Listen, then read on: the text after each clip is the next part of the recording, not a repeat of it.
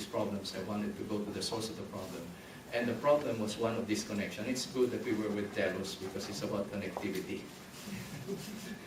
And because we just keep on abandoning and leaving our people behind. So I decided to go out of my comfort zone, because when a Filipino gets a good education and he starts to become successful in his career, then he starts to just accumulate wealth for beyond the needs of his family, and just give charity to the poor.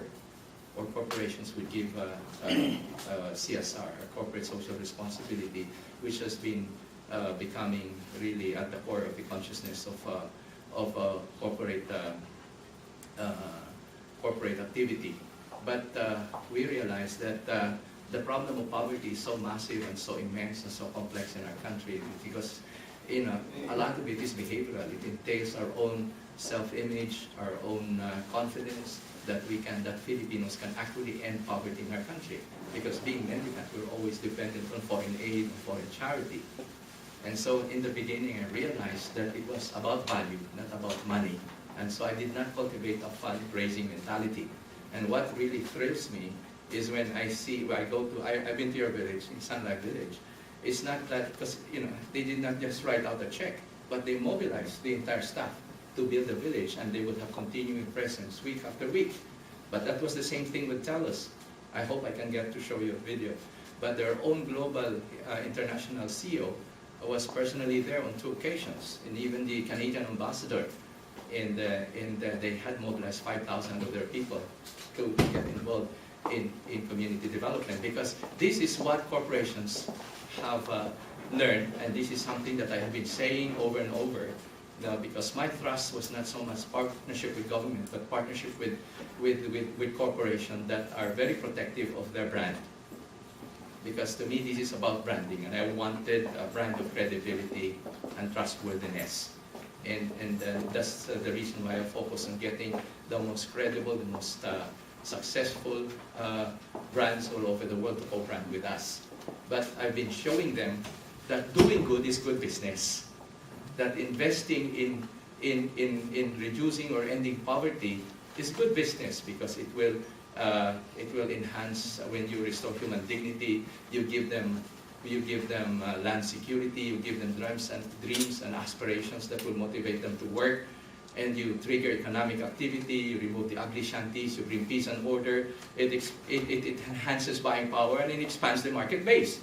People have forgotten, that this is not helping the poor, it's not about charity. It begins with hand-holding in the beginning, but the goal is for us to be able to, this is what I call ground-up development, because oftentimes the smartest and the best of our people who do not have connection with the poor, those who control wealth and power and make all the decisions in our country, are not connected to the people who will suffer from, the majority of our people who will suffer from their decisions. And that's why it was this disconnection. And so I realized that we cannot prosper a nation. We cannot rise from poverty. We cannot create wealth if our people remain squatters, living in slums. We cannot improve their health. Even all the money of Bill Gates will not be able to help to end tuberculosis and all the respiratory and airborne diseases in our country if they continue to live in shanties without clean water, without toilets, and with roofs that are leaking, and with a dirty environment. So we did what we call social engineering, and we focus on social justice. This is, for me, the foundation of a ground-up development, because for us to be able to create a big middle class, we have to do a simultaneous top-down and bottom-up initiatives. And for us to be able to show that the rich are not the enemy of the poor, that we can only prosper a nation if we show that the rich and the poor are partners in development, that we create shared value for the rich and the poor. Because prior to this, it has always been, knock down the poor because of their greed. They're the cause of all of this. We want to show that the politicians and the government leaders are not the enemy of their citizens. But they will not succeed if the citizens will not also learn to trust and will not also learn to partner with government. And so we'll just perpetuate, this the patronage politics and just create more warlords in our country, and simply because of abdication, and simply because we chose to just escape the problem rather than face it head on. So the thing I did in 1996 was to go to Bagong Silang, which was the biggest slum in Metro Manila, which is the most troubled. And my goal was just to be able to connect with the people. And I discovered that 95% of the squatters in Manila did not come from Manila. They came from Samar, Leyte, they came from Bicol, they came from the calamity areas, they came from conflict areas, they came from areas where, unproductive areas where people went hungry. And so, I realized that we had to really address the problem from the bottom up. But then it had to be also massive through partnership, through collaboration, through cooperation, because no organization can do it alone. But it has to have credibility and integrity. But it has to be, and you have to have a big idea, a big vision. Unless you have a big idea, the big boys will not listen to you. The big corporations will not pay attention to you. That's the reason why we are able to get the top corporations, because we have a clear vision, but then we also have the courage, we have the courage to also build that dream on the ground. Thank you. Because we're not lacking in terms of concepts and theories and big ideas that are not planted on the ground. But when we talk about really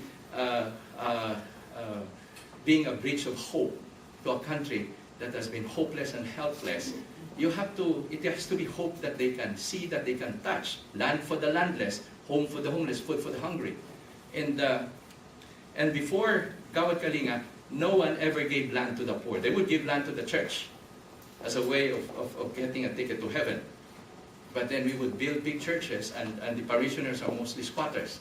But with Gawad Kalinga now, when we showed that we could create shared value for the landowner and the landless, because they were not enemies. So this is what happened now. We have over 1 million home lots available to the informal settlers, but we have 2,000 communities. But this is a journey which we ended the first phase of 7 years, which we call social justice, land for the landless, home for the homeless, food for the hungry. We're now entering into the second phase. The second phase is what we call social artistry. It's about empowerment. It's about developing human capacity. It's about excellence. It's about green communities. It's about designing green communities. It's about designing our food sufficiency program. It's about entrepreneurship. And we're happy that last week I also received from Switzerland the Social Entrepreneur of the Year for the Philippines Award. Just to show this. And so I didn't know what went with it, but I was advised that I am now a member of the World Economic Forum at Davos for the next 5 years. So that represents a lot of opportunities for us now to be able to network with the social entrepreneurs of the world. But then this is just a good and a very auspicious way of starting the second phase. And now we are also working closely with the national government, because what we would like is to become the facilitator of partnership between government and the private sector, and for us to do it massively. So our target by 2024 to build 50,000 communities for 5 million Filipinos, or 25 million Filipinos, to end poverty in our country. And we have no doubt that it will happen, because now our people are awake in the Philippines and abroad. And I want to thank our volunteers here for working so hard, to organize all the events in the next couple of days.